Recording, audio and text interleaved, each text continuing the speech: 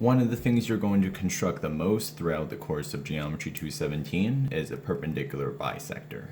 And I'll explain this definition as I go through the construction here. So if we're going to construct a perpendicular bisector, we are going to start with a segment. And you can put in your two endpoints here.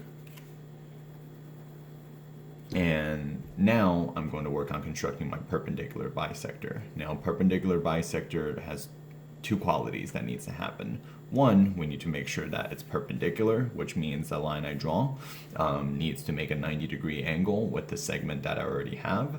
And two, I would need that line to bisect the segment, which means that it needs to go through the midpoint of the segment right over here. And I'll show you how to construct that. So you're going to start by putting the center of your compass onto one endpoint of the segment.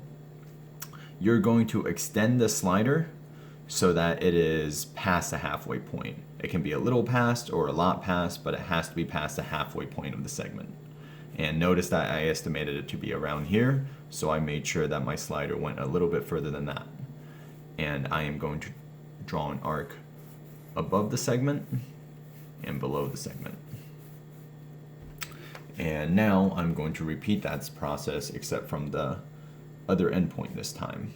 And I'm going to use the same measure on my slider and construct an arc above and below the line segment.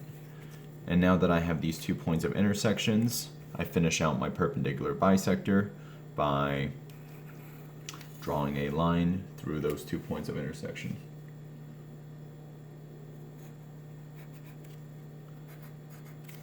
You can erase your excess work so that it's a little bit easier for you to see.